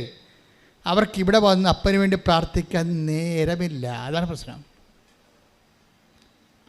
ഈ മനുഷ്യന്മാർ വേർപ്പ് കൊണ്ട് അധ്വാനിച്ച് ഉണ്ടാക്കിയ കരിക്ക് കഴിച്ച് തേങ്ങ ഇട്ടാണ് ഇവന്മാർ ജീവിക്കണത്. ഇപ്പോഴും അവരുണ്ടാക്കിയ വീട്ടിൽ തന്നെയാണ് കയറി പൊറുക്കണത്. പക്ഷേ അപ്പന് വേണ്ടി 10 മിനിറ്റ് പ്രാർത്ഥിക്കാൻ അവർക്ക് നേരമില്ല. അപ്പം ആരാണ് അന്യൻ? ആരാണ് ശത്രു? നിങ്ങൾ, അതാണ് ഈശോ ചോദിക്കുന്നത്, നിങ്ങൾ ഒരുക്കി take the bed of God, നിങ്ങൾ ഒരുക്കി വെച്ചിരിക്കുന്നതൊക്കെ പറഞ്ഞേ, നിങ്ങൾ ഒരുക്കി വെച്ചിരിക്കുന്നതൊക്കെ ആരുടേതാകും? അതായത് ആരുടെയുമല്ലെന്നുള്ള അർത്ഥം. നിങ്ങളൊരു ഭയങ്കര സ്ഥലജല വിഭ്രാന്തിപ്പെട്ടിരിക്കുകയാണ്. മനുഷ്യന്മാരുടെ ഏറ്റവും വലിയ വിഭ്രാന്തി എന്ന് പറഞ്ഞാൽ ഒരു എന്നുവെച്ചാൽ വെള്ളമാണെന്ന് നമുക്ക് തോന്നും. സ്ഥലജല വിഭ്രാന്തി എന്ന് പറഞ്ഞാൽ എന്താ? ഇപ്പോൾ നല്ല വെയിലുള്ള സമയത്ത് നമ്മൾ ഒരു മൈതാനത്ത് കൂടി പോവുകയാണെന്നുണ്ടെങ്കിൽ വെള്ളം തിളക്കണത് കാണാം. അവിടെ ആവി പറന്ന് പോകണാണ് കണ്ടത്. നമുക്ക് അതൊക്കെ വെള്ളമാണെന്ന് നമുക്ക് തോന്നും. ആ സ്ഥലത്തിന് ജലത്തിൻ്റെ വിഭ്രാന്തി ഉണ്ടാക്കുകയാണ്. നമ്മൾ അടുത്ത് ചെല്ലുമ്പോൾ പറയും അത് ആവിയാണ്, വെള്ളമല്ലെന്ന് പറയും. ഇപ്പം നമുക്കുണ്ടെന്ന് പറയുന്നത് ആൾക്കാരെല്ലാം ഒരു സ്ഥലജല വിഭ്രാന്തിയുടെ വിഷയങ്ങളാണ്. സത്യമെന്ന് വെച്ച് കഴിഞ്ഞാൽ നമുക്ക് സത്യം ദൈവത്തോട് തുറന്ന് പറയാൻ വി ആർ നോട്ട് റെഡി. സത്യം ദൈവത്തോട് തുറന്ന് പറയണമെങ്കിൽ നിങ്ങൾ ആ സിറ്റുവേഷനിലേക്ക് വരണം. യോഹന്നാൻ 5:7 take the bed of God. ചോദിക്കട്ടെ, ഹല്ലേലൂയ ഹല്ലേലൂയ ഹല്ലേലൂയ ഹല്ലേലൂയ ഹല്ലേലൂയ യേശുവേ നന്ദി, ഹല്ലേലൂയ ഹല്ലേലൂയ ഹല്ലേലൂയ ഹല്ലേലൂയ ഹല്ലേലൂയ ഹല്ലേലൂയ. യോഹന്നാൻ 5:7 അവൻ പറഞ്ഞു കർത്താവേ വെള്ളമിളകുമ്പോൾ എന്നെ കുളത്തിലേക്ക് ഇറക്കാൻ ആരുമില്ല. അപ്പൊ ആരുമില്ല എന്നുള്ള സംഭവം അയാൾ ആരുമില്ലെന്ന് ആണ് പറയണത്. അത് ഈശോയുടെ മനസ്സിനെ ശരിക്കും സ്പർശിച്ചിട്ടുണ്ട്, സങ്കടപ്പെടുത്തിയിട്ടുമുണ്ട്. എന്താ കാര്യം വെച്ചാൽ ആരുമില്ല എന്ന് കണ്ടിട്ടാണ് ഈശോ അവൻ്റെ അടുത്ത് വന്നിരിക്കുന്നത്. പക്ഷേ അവൻ്റെ അടുത്ത് വന്നാൽ മാത്രമേ ഈശോ അവിടുത്തെ അടുത്ത് വന്നാൽ മാത്രമേ തനിക്ക് ആരുമില്ല എന്നുള്ള സത്യം അവൻ തുറന്ന് ഈശോ അടുത്ത് പറയത്തുള്ളൂ. പക്ഷേ എല്ലാവരുടെ അടുത്തും അതുപോലെ വരണമെന്ന് നിർബന്ധമില്ല. അതൊരു യുണീക്കായിട്ട് ഒറ്റപ്പെട്ട സംഭവമാണ്. കാര്യം ആരുമില്ല എന്നുള്ളത് നമ്മുടെ ഇടം മറ്റുള്ളവരെ അറിയിക്കാൻ വി ആർ നോട്ട് റെഡി. അത്രയും നമ്മൾ സുരക്ഷിതരും സ്വാർത്ഥത കൊണ്ട് സുരക്ഷിതരാണ്. മനസ്സിലായില്ലേ? നമ്മളില്ലെങ്കിലും നമ്മുടെ ഇടമെന്തിനാണ് നാട്ടുകാരെ അറിയിക്കണം എന്ന് ചോദിക്കത്തില്ലേ? പണ്ടൊക്കെ 45കളിൽ കേരളത്തിൽ ഇന്ത്യ മുഴുവൻ പട്ടിണി ഉണ്ടായിരുന്നു. 45കളിൽ 45, 46, 47 ആ ലോകയുദ്ധം കഴിഞ്ഞപ്പോൾ അരി കിട്ടിയില്ല. അരി എല്ലായിടത്തും ബ്ലോക്കായി. അരിയും കൊണ്ട് നടക്കണവനെ പോലീസ് അറസ്റ്റ് ചെയ്യുന്ന സമയം ഉണ്ടായി. കറുപ്പിൻ്റെ ബലം ഉണ്ടായിരുന്നു അരിക്കെന്ന്. ഇപ്പം എൻ്റെ അപ്പനൊക്കെ വീട്ടിലിരുന്ന് പറഞ്ഞ് ഞാൻ കേട്ടിട്ടുണ്ട്. അരിയും കൊണ്ട് അരി ബാൻ ചെയ്തിരിക്കുകയാണ്. അരി കൊണ്ടുവന്നിട്ടുണ്ടെങ്കിൽ ആരെങ്കിലും പൂത്തിവെച്ച സാധനമായിരിക്കും പുറത്തെടുത്തത് വിചാരിച്ചുകൊണ്ട് അരി പുറത്ത് കണ്ടാൽ പിടിക്കും. കാര്യം അരി ഓരോരുത്തും ഇല്ല. അപ്പോൾ ആരോ പൂത്തി വെച്ചതിന് വില കൂട്ടി വിൽക്കാൻ വേണ്ടി പുറത്തെടുത്തിരിക്കുകയാണെങ്കിൽ പിടിക്കും. അപ്പോൾ എന്താ ചെയ്തുകൊണ്ടിരുന്നത് വെച്ചാൽ അരിയില്ലാത്തൊരു കാലം ഉണ്ടായിരുന്നു. അപ്പോൾ അരിയില്ലാത്തൊരു കാലത്ത് മനുഷ്യന് ഒരു നേരം ആഹാരമുണ്ട്. അപ്പോൾ ചില അമ്മമാർ എന്ത് ചെയ്യുമെന്ന് വെച്ച് കഴിഞ്ഞാൽ ഒരു ഉച്ചക്ക് 12 മണിയാകുമ്പോൾ ചവറൊക്കെ കൂട്ടിയിട്ടിട്ട് അടപ്പിലിട്ട് കത്തിച്ച് പുക ഉണ്ടാക്കും. എന്താണ് നാട്ടുകാർ അവിടെ അരിവെപ്പുണ്ടെന്ന് അറിയണം. നിസ്സാര കാര്യമല്ല. നമ്മൾ കടന്നു പോകുന്ന വഴികൾ നിസ്സാരമല്ല. അവിടെ ഞങ്ങളുടെ വീട്ടിൽ അരിവെപ്പുണ്ട്, ഞങ്ങൾ പട്ടിണി കിടക്കണില്ല, ഇതാണ് നമ്മുടെ ഇടമെന്ന് പറയും. അപ്പം നമ്മുടെ ഇടം മറ്റുള്ളവരെ അറിയിക്കാതിരിക്കാൻ വേണ്ടിയാണ് ചവറ് കൂട്ടി കുപ്പ ഇട്ടിട്ട് ഈ നാട്ടുകാരെ പുക കാണിക്കണത്. അപ്പോൾ നമ്മൾ കടന്നു പോകുന്നത്, നിങ്ങൾ പൈസയൊക്കെ ഉപയോഗിക്കുമ്പോൾ അപ്പന്മാർ കടന്നു പോകുന്ന വഴികൾ നമ്മൾ ഓർക്കണം. പൈസ ദൂരത്തടിക്കുമ്പോഴേ നമ്മൾ കടന്നു പോകുന്ന വഴികൾ ഓർക്കണം. അന്ന് അവരുടെ ആ മുണ്ട് മുറുക്കി കൊടുത്ത ഒരു കാലത്ത് അവർ കൊന്തയും കണ്ണീരുമായിട്ട് കർത്താവിൻ്റെ മുമ്പിൽ നിന്നതാണ് ഇന്ന് നമ്മൾ രക്ഷപ്പെട്ടിരിക്കുന്നത്. അപ്പോൾ ഓർത്തേക്കണം. പിന്നെ നമ്മൾ ചിലർ രക്ഷപ്പെടാത്തതിൻ്റെ കാരണം നമ്മൾ ആളാകാൻ വേണ്ടി നാട്ടുകാരിൽ നിന്ന് എല്ലാം നടന്ന് കടം മേടിച്ച് പരസ്യപ്രാന്തന്മാരായി മാറിയത് കൊണ്ടാണ്. ആവശ്യമില്ലാത്ത സ്ഥലത്തു നിന്നൊക്കെ നമ്മൾ കടം മേടിക്കും. ഇപ്പോൾ ഒരു ചില വീടുകളെ കുഴപ്പമില്ല, ചില വീടുകളെ കുർബാനയ്ക്കുള്ളപ്പാട് കഴിയുമ്പോൾ അവർ പാപ്പരാകും. കുർബാനയ്ക്കുള്ളപ്പാട് കഴിയുമ്പോൾ പാപ്പരാകും. അത് പണ്ട് മുതലേ ഉള്ള ഒരു പരിപാടിയാണ് കുർബാനയ്ക്കുള്ളപ്പാട് എന്ന് വെച്ച് ആവശ്യമുള്ളവരെ ഇല്ലാത്തവരെ. ഇപ്പോൾ പണ്ട് കുർബാനയ്ക്കുള്ളപ്പാടിന് പരിഞ്ഞപ്പൻ തലയോട്ടമ്മ ഓക്കെ ക്ലിയർ, അല്ലെങ്കിൽ അവിടെ ഭാര്യയുടെ ആങ്ങളെ മക്കളും ഒക്കെ ഒരു 10 പേര് ഒക്കെ ഉണ്ടാകത്തുള്ളൂ. ഇപ്പം എങ്ങനെ വന്നിരിക്കുന്നത്? ഇപ്പോൾ വോട്ടേഴ്സ് ലിസ്റ്റ് നോക്കിയല്ലേ വിളിക്കണത്. ഇത് എവിടെ ചെന്ന് അവസാനിക്കാനാണ്? അത്രയും ആൾക്കാരെ വിളിക്കും. അത്രയും ആൾക്കാരെ വിളിച്ച് വരുമ്പോൾ ഇതെല്ലാം എങ്ങനെയായാലും ഒരു 2-1.5 ലക്ഷം രൂപ കടമാകും. അപ്പോൾ എന്ത് ചെയ്യും? പാവപ്പെട്ടവൻ നടന്ന് കടം മേടിച്ച് പലിശ കയറി മുടിയും. അപ്പം നമ്മുടെ ഇടം നാട്ടുകാരെന്ത് വിചാരിക്കും? നിങ്ങൾ ഉടമ്പടി എടുത്താലും ഈ നാട്ടുകാരെന്ത് വിചാരിക്കും എന്ന് വിചാരിച്ച് നമ്മളുടെ ദൈവം അർഹിക്കാത്ത വിഷയത്തിൽ നമ്മൾ ഓവർ പ്രാധാന്യം കൊടുത്താൽ തീർച്ചയായിട്ടും നമ്മളെ നയിക്കണത് ഈശോ ചോദിക്കുന്നൊരു വാക്കുണ്ട്, വാട്ട് സ്പിരിറ്റ് ലീഡ്സ് യു. എന്തരൂപിയാണ് നിങ്ങളെ നയിക്കണത്? അത് ലോകാരൂപി എന്ന് പറയും. ഉടമ്പടി ഈ എൻ്റെ ജീവിതമാണെന്ന് പറയുമ്പോൾ ദൈവാരൂപിയാൽ നമ്മൾ നയിക്കപ്പെടുന്നവരെ ലോകാരൂപിയാൽ നമ്മളെ ലോകത്താന്മാരാക്കുന്ന ലോകാരൂപിയിൽ ടേക്ക് ദ വേർഡ് ഫ്രം 9:55 ലൂക്ക ശ്രുതികട്ടെ. ഹല്ലേലൂയ ഹല്ലേലൂയ ഹല്ലേലൂയ ഹല്ലേലൂയ. യേശുവേ നന്ദി, യേശുവേ സ്തുതി. ഹല്ലേലൂയ ഹല്ലേലൂയ ഹല്ലേലൂയ ഹല്ലേലൂയ ഹല്ലേലൂയ. ലൂക്ക 9:54. ഇത് കണ്ടപ്പോൾ ശിഷ്യന്മാരായ യാക്കോബും യോഹന്നാനും പറഞ്ഞു, കർത്താവേ, സ്വർഗത്തിൽ നിന്ന് അഗ്നി ഇറങ്ങി ഇവരെ നശിപ്പിക്കട്ടെ എന്ന് ഞങ്ങൾ പറയട്ടെയോ? അവൻ തിരിഞ്ഞ് അവരെ ശാസിച്ചു. അപ്പോൾ ഇതിൻ്റെ ടിപ്പണി കിടപ്പുന്നുണ്ട്, വാട്ട് സ്പിരിറ്റ് ലീഡ്സ് യു. എന്തരൂപിയാണ് നിങ്ങളെ നയിക്കുന്നത്? എന്തരൂപിയാണ് നിങ്ങളെ നയിക്കണമെന്ന് നമുക്കറിയാമല്ലോ. അവരെ നയിച്ചത് എന്തരൂപിയാണ്? സ്വർഗത്തിൽ നിന്ന് അഗ്നി ഇറങ്ങി അവരുടെ വഴി തടസ്സം ഉണ്ടാക്കിയ യാക്കോബിൻ്റെയും യോഹന്നാൻ്റെയും ജീവിതത്തിലെ ഈ ദൗത്യത്തിൽ വഴി തടസ്സമുണ്ടാക്കിയവരെ സ്വർഗത്തിൽ നിന്ന് അഗ്നി ഇറങ്ങി നശിപ്പിക്കാനാവെന്നാണ് അവർ പറയണത്. അപ്പോൾ അവർ അപ്പോസ്തലന്മാരാണെങ്കിലും അപ്പോസ്തല വേഷക്കാരുണ്ടാവുകയും ഈ വേഷം കറക്റ്റ് അപ്പോസ്തലനെ ആക്കാൻ വേണ്ടി കർത്താവ് ഒത്തിരിയേറെ ഫോർമേഷൻ കൊടുത്തിട്ടുണ്ട്. അവർക്ക് ശത്രുവിനൊക്കെ ക്രിയേറ്റ് ചെയ്തതാണ്. ഇവന്മാർ പോയ പ്രശ്നം ഉണ്ടാക്കുമെന്ന് ഈശോയ്ക്ക് അറിയാം. ഈശോയ്ക്ക് വഴി സന്ധ്യയായപ്പോൾ ജെറുസലേമിലേക്ക് പോകണ ഈശോനെ സമറിയായി കൂടി പോയിട്ട് സമറിയയിൽ എവിടെയെങ്കിലും താമസിക്കാൻ വേണ്ടി ഈ അപ്പോസ്തലന്മാർക്ക് ഈശോയ്ക്കൊരു വീട് കാണാൻ വേണ്ടി ഇവരെ പറഞ്ഞു വിട്ടതാണ്. സമറിയയിൽ വീടുമില്ല, കണ്ടാൽ ഇവന്മാരുടെ കൈയും കാലും അവർ വെട്ടുമെന്നും ഇവന്മാർ തനി നിറം പുറത്തെടുക്കുമെന്നും കർത്താവിനറിയാം. അപ്പം ചില ഇഷ്യൂസ് നമ്മുടെ ജീവിതത്തിൽ ഉണ്ടാകണത് ദൈവം കരുതിക്കൂട്ടി ഉണ്ടാക്കുന്ന വിശുദ്ധീകരണ പ്രക്രിയയാണ്. കാര്യം കർത്താവിന് പറയണം, വാട്ട് സ്പിരിറ്റ് ലീഡ്സ് യു. നിങ്ങളുടെ ജീവിതത്തിൽ ഇഷ്യൂസ് ഒന്നും ഉണ്ടാകുന്നില്ലെങ്കിൽ എന്തരൂപിയാണ് നിങ്ങൾ നയിക്കണം നിങ്ങൾക്കറിയാൻ പറ്റാതെ വരും. മനസ്സിലായില്ലേ? ലോകാരൂപി അരൂപി 3 ഉണ്ട്, എപ്പോഴും ഓർത്തേക്കണം. 3 ലോകാരൂപിയുണ്ട്. ഇപ്പോൾ ലോകാരൂപി, അതുപോലെ തന്നെ എന്തുണ്ട്? ദുഷ്ടാരൂപിയുണ്ട്, പിന്നെ ദൈവാരൂപി. ഇപ്പോൾ ലോകാരൂപി എന്ന് പറഞ്ഞാൽ എന്താ വെച്ച് കഴിഞ്ഞാൽ എന്ത് കിട്ടിയാലും തികയത്തില്ല. 4:13 എടുത്ത് ശ്രദ്ധിക്കട്ടെ. ഹല്ലേലൂയ യോഹന്നാൻ 4:13. യേശു പറഞ്ഞു, ഈ വെള്ളം കുടിക്കുന്ന ഏവനും വീണ്ടും ദാഹിക്കും. അതാ പ്രശ്നം. അതായത് ഇത് ആരോടാണ് ഈശോ പറഞ്ഞെന്നറിയാമോ? ഒരു സ്ത്രീക്ക് 5 ഭർത്താക്കന്മാരുണ്ടായിരുന്നു. അപ്പോൾ എന്നിട്ട് പറഞ്ഞ്, ഇപ്പോഴും 5 ഭർത്താക്കന്മാരുണ്ടെങ്കിൽ ഇപ്പോഴുള്ള ആൾ നിൻ്റെ ഭർത്താവല്ല. എന്നിട്ട് പറയും, ഇനിയും നീ ഭർത്താക്കന്മാരെ സൂക്ഷിക്കാൻ ഉദ്ദേശിക്കുന്നുണ്ടെങ്കിൽ നിനക്ക് മരണം വരെ ദാഹം ഉണ്ടാകും. അതാണ് ഈ വെള്ളം കുടിക്കണവൻ ഇനിയും ദാഹിക്കും. ശരീരത്തെ ശമിപ്പിക്കാൻ വേണ്ടിയുള്ള എല്ലാ പരിപാടിയും, ജഡികമായ തൃപ്തിക്ക് വേണ്ടി ഉപയോഗിക്കുന്ന എല്ലാം നമുക്ക് പിന്നെയും ദാഹം ഉണ്ടാകും. അത് ഈ ഭർത്താവിൻ്റെ കാര്യം മാത്രമല്ലേ, ജഡികമായ എല്ലാം.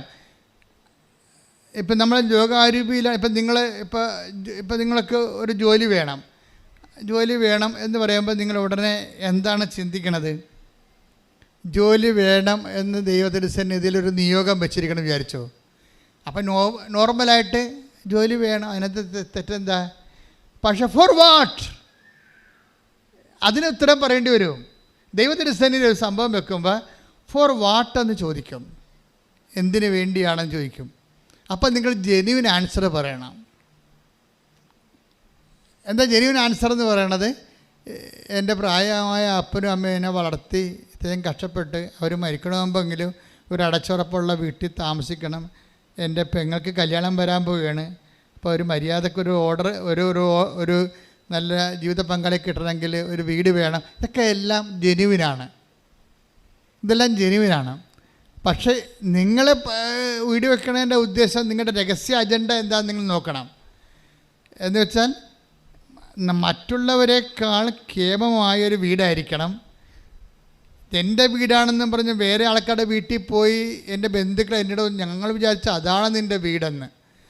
നമുക്കത്രയും പാങ്ങും കെട്ടിമെച്ചൊന്നും ഇല്ലേ, നമ്മൾ പാവപ്പെട്ട അട്ടപ്പടി എന്ന് പറഞ്ഞിട്ട് ഒരു ഡയലോഗും ഫിറ്റ് ചെയ്യും.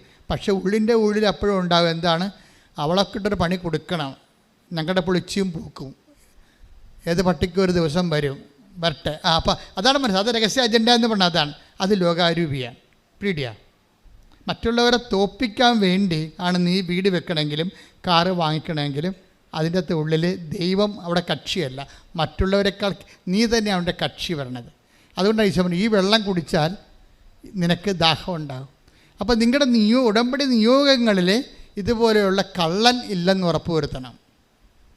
മനസ്സിലായോ? ഉടമ്പടി നിയോഗങ്ങളിൽ പലതും കള്ളനുള്ളതാണ്. കാര്യം ലക്ഷ്യം വേറെയാണ്. അപ്പം നിങ്ങൾ ജെന്യുവിൻ, അത് എപ്പോഴും പ്രശ്നത്തില്ലേ, ഇപ്പം നിങ്ങൾ 6 നിയോഗങ്ങളിട്ട് അതിൽ ഒരെണ്ണം കള്ളനാണെങ്കിൽ എല്ലാം കള്ളനായിട്ടേ കണക്കാകത്തുള്ളൂ. കാര്യം നിങ്ങൾ കള്ളിയായതുകൊണ്ടാണ് അങ്ങനെ ഇട്ടിരിക്കുന്നത്. നിങ്ങൾ എങ്ങനെയെങ്കിലും ചാടി ഇവിടുന്ന് കാനഡയിൽ പോയിട്ട് അവിടെ ആരെങ്കിലും കണ്ണും കൈയും കാണിച്ച് ഇവിടെ ലൈനടിച്ച് നടക്കണവനെ അവിടെ വരത്തിച്ചിട്ട് വീട്ടുകാരറിയാതെ പോയി ജീവിക്കണം എന്നുള്ളതാണെങ്കിൽ കള്ളനായി സാധനം അതിൻ്റെ അകത്ത് കള്ളനാണ്. അപ്പോൾ നിങ്ങളുടെ നിയോഗത്തിൽ ബാക്കി നിങ്ങൾ പറയണ എല്ലാം ജെന്യുവിനാണെങ്കിലും ഈ ഒരു കള്ളത്തരം കിടക്കണ കാരണം ഈ വിഷം എല്ലായിടത്തും കയറി പിടിക്കും. കാര്യം എന്താണ്, നിന്നെ വളർത്തി വലുതാക്കിയ നിൻ്റെ മാതാപിതാക്കന്മാരെയും നിൻ്റെ കുടുംബത്തെ എല്ലാം മറന്നിട്ട് നിൻ്റെ സുഖങ്ങളെ മാത്രം അന്വേഷിച്ചിട്ട് നിൻ്റെ പൊകാലസ്ഥതയ്ക്ക് വേണ്ടി നീ ദൈവത്തിനെ കരുവാക്കാൻ വേണ്ടി വന്ന് ഉടമ്പടി എടുത്തിരിക്കുക. ഈ കള്ളത്തരം ദൈവത്തിന് അറിയാം. അതുകൊണ്ടാണ് ഈശോ ചോദിക്കുന്നത്, വാട്ട് സ്പിരിറ്റ് ലീഡ്സ് യു? എന്തരൂപിയാണ് നിങ്ങളെ നയിക്കണത്? ഇപ്പോൾ എന്തരൂപിയാണെന്ന് വെച്ചാൽ ലോകാരൂപിയാണെങ്കിൽ പിന്നെയും കള്ളത്തരം കാണിച്ചുകൊണ്ടേ ഇരിക്കണം. അപ്പോൾ പിന്നെ ദൈവത്തിന് നിന്നെക്കൊണ്ട് ഈ ജന്മത്ത് പ്രയോജനം ഉണ്ടാകത്തില്ല. കാര്യം എന്താണ്, നീ ബേസിക് കള്ളനാണ്. അപ്പോൾ കൂടുതൽ കർത്താവ് അങ്ങനെ നിന്നെ ശാസിക്കത്തൊന്നുമില്ല.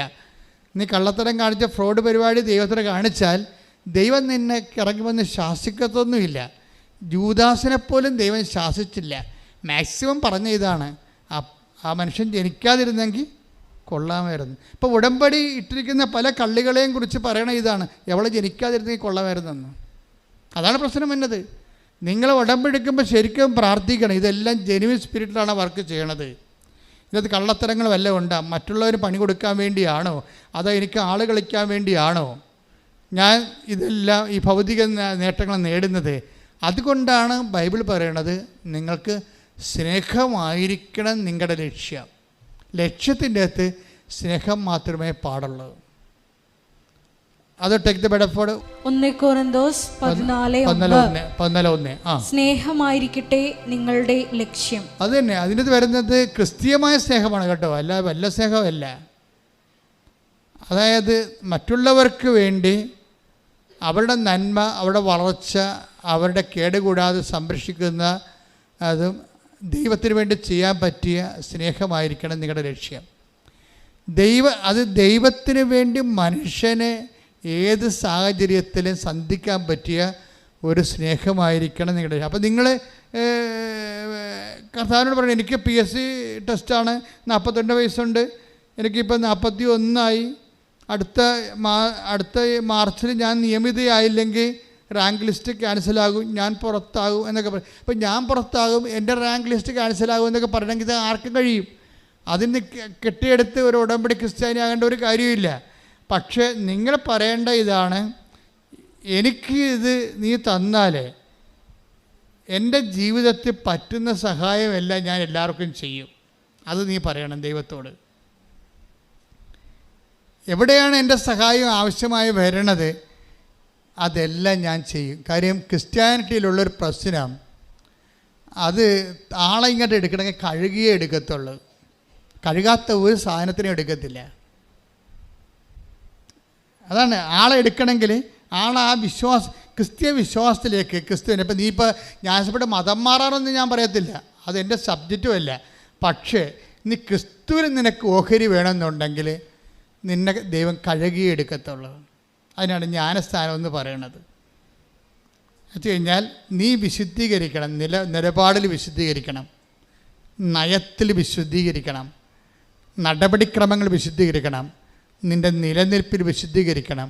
എല്ലാ മേഖലകളിലും ക്രിസ്തുവായിരിക്കണം, ക്രിസ്തുവിൻ്റെ സ്നേഹമായിരിക്കണം നമ്മുടെ ലക്ഷ്യം. കൈയടിക്കട്ടെ, ശ്രദ്ധിക്കട്ടെ. ഞങ്ങളുടെ വാക്കുകളും ചിന്തകളും പ്രവൃത്തികളും എല്ലാം നിന്നെ ലക്ഷ്യം വെച്ചാകുവാൻ ഈ ആരാധനയിലൂടെ ഞങ്ങളെ അഭിഷേകം ചെയ്യണമേ. കൂടെ വസിക്കണേ, പോകരുതേ, കൂട്ടുവേണം നിന്റെ സ്നേഹബലം. കൂടെ വസിക്കണേ, പോകരുതേ, കൂട്ടുവേണം നിന്റെ സ്നേഹബലം. അപ്പോൾ ഉടമ്പടി ജീവിതത്തിൽ ഇനിയും എനിക്ക് വളരണമെന്ന് ജോസ്മി പറയുമ്പോൾ, ഉടമ്പടി ജീവിതം ഒരു വളർച്ചയുടെ ജീവിതമാണ്. വളർച്ചയുടെ ജീവിതം വെച്ച് കഴിഞ്ഞാൽ തീരാത്ത വളർച്ചയാണ്. ഇതിൻ്റെ ഒന്നാം ഘട്ടം ഇപ്പം തന്നെ ഇന്നലെ ഒരു രതി എന്നും പറഞ്ഞൊരു മോഡ് സാക്ഷ്യം പറഞ്ഞു. അവൾ എത്രാമത്തെ സാക്ഷ്യമാണ് ഈ പറയണമെന്നറിയാവോ? 7ാമത്തെ സാക്ഷ്യമാണ് ഈ പറയണത്. ആമയും മുയലും തമ്മിലുള്ള ഓട്ടം പോലെയാണ്. മുയൽ ഉറങ്ങുന്നുണ്ട്, ആമ ലീഡ് ചെയ്യുന്നുണ്ട്. ഇതാണ് സംഭവം. വിശ്വാസത്തിൽ ഇവിടെ ആമയല്ലായിരുന്നോ? വിശ്വാസം നേച്ചർ സ്വീകരിച്ച പാരമ്പര്യ ക്രിസ്ത്യാനിയല്ലേ മുയലവിടെ. പക്ഷേ മുയൽ ഉറങ്ങിപ്പോകുന്ന ആമ ലീഡ് ചെയ്യുന്ന കാഴ്ചയെ കാണുന്നത്. എന്താ കാര്യം? രതിയുടെ ഉടമ്പടി 10ാമത്തെ ഉടമ്പടിയാണ്. 10ാമത്തെ ഉടമ്പടിക്ക് 7ാമത്തെ സാക്ഷ്യം പറയണമെന്ന് പറയുമ്പോൾ എന്താ സംഭവം? അപ്പോൾ ഉടമ്പടി ഒരു വലിയ സാധ്യതകളുടെ, ദൈവാനുഭവങ്ങളുടെ ഒരു കലവറയാണത്. അപ്പം നിങ്ങൾ ഉടമ്പടി എടുക്കുമ്പോൾ തന്നെ എങ്ങനെയെങ്കിലും 90 തികച്ചാൽ മതി എന്നാണ് പറയണത്, അല്ലേ? എങ്ങനെയെങ്കിലും 90 തികച്ചാൽ മതി. 90 ദിവസം എങ്ങനെയെങ്കിലും പിടിച്ച് നിൽക്കും 90 ദിവസം. അപ്പോൾ ദൈവത്തിന് അറിയാൻ പാടില്ല ഇത് 90 തികക്കാൻ വേണ്ടിയുള്ള 90 തികച്ചിട്ട് കാര്യം കാണാൻ വേണ്ടിയുള്ള അഭ്യാസമാണെന്ന്. അത് പാലും വെള്ളം ഒഴിക്കാത്ത തുളസിത്തറ പോലെ കരിഞ്ഞു പോകും സാധനം. നമ്മളെല്ലാ ദിവസവും തുളസിത്തറയെ സന്ധ്യ കൊണ്ടുവന്ന് നിങ്ങൾ കുളിയും ദേവാലയം കഴിഞ്ഞുകൊണ്ട് അതിൻ്റെ മുഖത്ത് പാലോ അല്ലെങ്കിൽ വെള്ളമോ തളിക്കത്തില്ലേ? തളിക്കുമ്പോൾ തളിക്കാതെ ചില വീട് വിട്ടു പോയ ആൾക്കാരുണ്ട്. ഫ്ലാറ്റ് എടുത്ത് അവിടെ പോയി എറണാകുളത്ത് പോയി താമസിക്കണവർ. അവർ പൊറുതിയും കഴിഞ്ഞ് വരുമ്പോൾ തുളസിത്തറ കാണാനില്ല, അത് ഒരു കരിഞ്ഞ് നിൽക്കണ കാണാം. ആൾപ്പാർപ്പില്ലാത്ത തുളസിത്തറ കരിഞ്ഞു പോകും. അതുപോലെയുള്ള അനുഭവമാണ് ആത്മീയ ജീവിതത്തിലുണ്ടാകണത് പലപ്പോഴും. എന്ന് വെച്ചാൽ നമ്മൾ ഈ 90 ദിവസത്തേക്ക് വേണ്ടിയുള്ള ടൈം ബൗണ്ടായിട്ടുള്ള സംഭവം ഇടുമ്പോൾ തന്നെ ദൈവത്തിനറിയാം ഇത് 90 ദിവസത്തേക്കുള്ള ജോലി കിട്ടാനുള്ള ഒരു തൽക്കാലത്തുള്ള ഒരു ഏർപ്പാടാണെന്നറിയാം. അതുകൊണ്ട് ഇത് വർക്കൗട്ട് ചെയ്യാനുള്ള സാധ്യത കുറവാണ്. കാര്യം 90 ദിവസം കഴിഞ്ഞാൽ പിന്നെ മഷിയിട്ട് നീ ഉടക്കിയാൽ പോലും ദൈവത്തിന് മുമ്പ് നിന്നെ കാണത്തില്ലെന്ന് ദൈവത്തിന് അറിയാം. ഇത് നിസ്സാരമല്ല, ഞാൻ പറയാൻ നിങ്ങൾ ശ്രദ്ധിക്കണം. കാര്യം ഒന്നാമത് സ്കാനിങ് യന്ത്രമൊക്കെ ഇന്നാളല്ലേ കണ്ടുപിടിച്ചത്. ദൈവം എത്രയോ മുമ്പേ കണ്ടുപിടിച്ചതാണ്. അദ്ധായികൾ ചോദിച്ചു, റബ്ബി നീ എന്നെ എങ്ങനെ അറിഞ്ഞു എന്ന് ചോദിച്ചപ്പോൾ പറഞ്ഞു, നീ അത്തിവൃക്ഷത്തിൻ്റെ ചുവട്ടിലായിരുന്നപ്പോൾ ഞാൻ നിന്നെ കണ്ടു. അപ്പം നമ്മളെ കണ്ടില്ലെങ്കിലും ദൈവം നമ്മളെ കാണുന്നുണ്ട്. അപ്പം നീ ഇവിടെ കൊണ്ടുവന്ന് കെട്ടിത്താത്തുമ്പോൾ തന്നെ ഓർക്കുക, നിൻ്റെ സ്കാനിങ് റിപ്പോർട്ട് പുറത്തായി. എന്താണ്? തൽക്കാലത്തേക്കുള്ള അഡ്ജസ്റ്റ്മെൻറ്റാണ്. അത് കഴിഞ്ഞാൽ നിന്നെ ദൈവത്തെ ഇത് ഞൊട്ടിച്ചുണ്ട് 4 കാലമായി വീണ് ഓടുമെന്നറിയാം. അപ്പം ആദ്യമേ അതിന് ജാമ്യം എടുക്കണം. ഉടമ്പടി വർക്കൗട്ട് ചെയ്യാം. കർത്താവേ, ഉടമ്പടി ഒരു ജീവിതമാണെന്ന് എനിക്കറിയാം. പറഞ്ഞേ, കർത്താവേ, ഉടമ്പടി ഒരു ജീവിതമാണെന്ന് എനിക്കറിയാം. ഉടമ്പടിയുടെ കാര്യങ്ങള് ദൈവസ്നേഹത്തിന്റെ സുവിശേഷ സാക്ഷ്യ ജീവിതമാണ്. അതിന്റെ അന്ത്യം കാണാൻ എനിക്ക് അർഹത നൽകണമേ. എന്റെ ഉടമ്പടി ജീവിതത്തിൽ നീ വളർത്തണമേ. ഉടമ്പടി ജീവിതത്തിലെ നീ വളർത്തണമേ.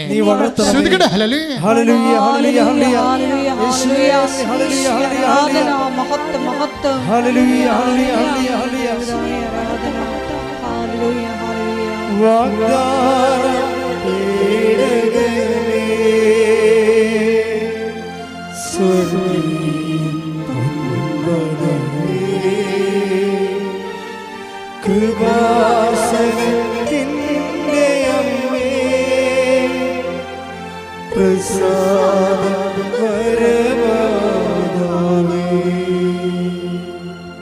അപ്പോൾ ഇവർക്കിപ്പോൾ ബോധ്യങ്ങൾ കിട്ടിയിരിക്കുകയാണ്. അതായത് ഉടമ്പടിയിൽ ഇങ്ങനെ ഓരോരോ വിഷയങ്ങൾ എഴുതി ഇട്ടതിലല്ല രതി വളർന്നത് ഏത് സാഹചര്യത്തെയും വിശ്വാസം കൊണ്ട് ഫേസ് ചെയ്യാൻ പറ്റുന്ന രീതിയിൽ രതി വളരും.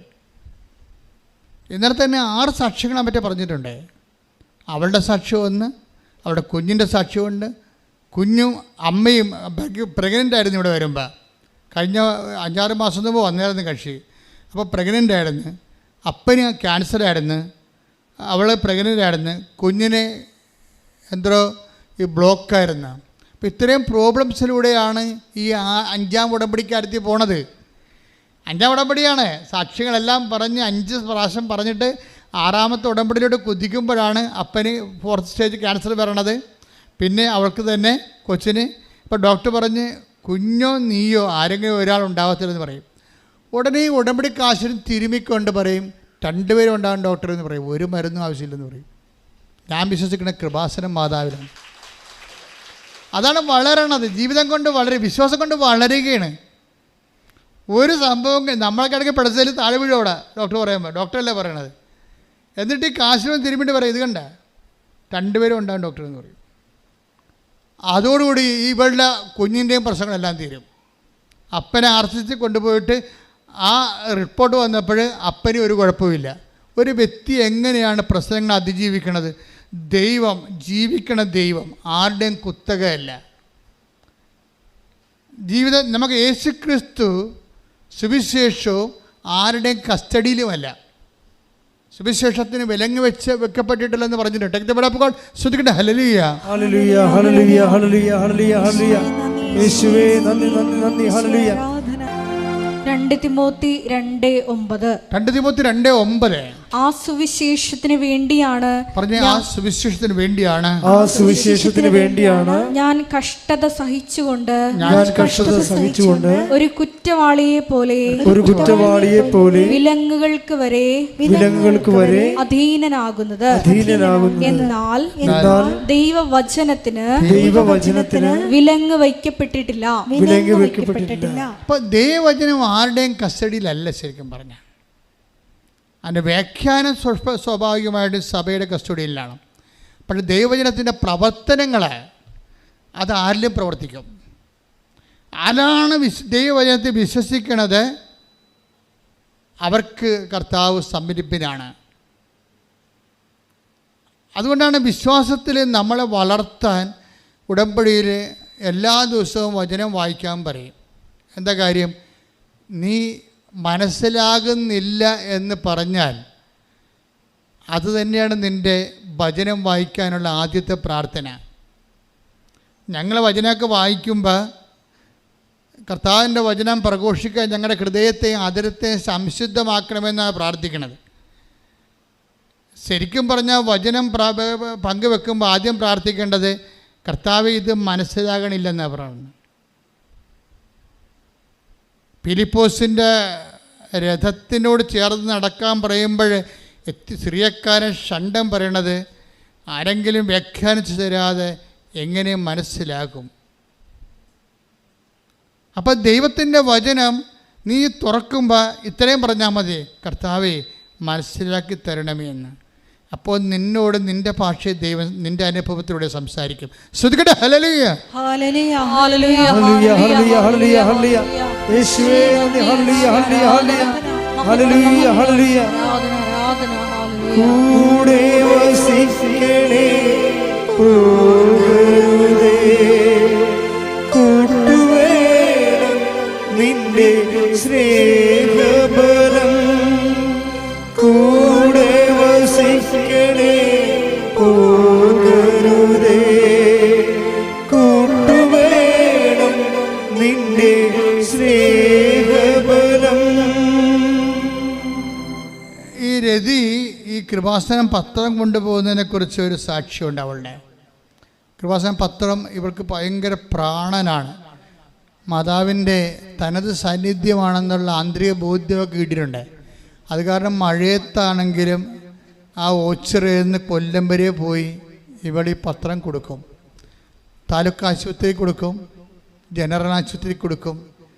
അപ്പോൾ പലയിടത്തും കവലകളിലൊക്കെ കൊടുക്കുമ്പോൾ ആൾക്കാർ ചോദിക്കും, നിനക്ക് പ്രാന്താണോ കൊച്ചേ, ഇതും കൊണ്ട് വല്ലവരും ഇങ്ങനെ നടക്കുക എന്ന് ഇങ്ങനെ ചോദിക്കുമ്പോൾ ഉടനെ ഇവള് മോങ്ങിക്കൊണ്ട് ചേട്ടൻ മേടിച്ചിട്ട് പേടിക്കണ്ട, അടുത്ത കൊടുക്കുകയില്ല.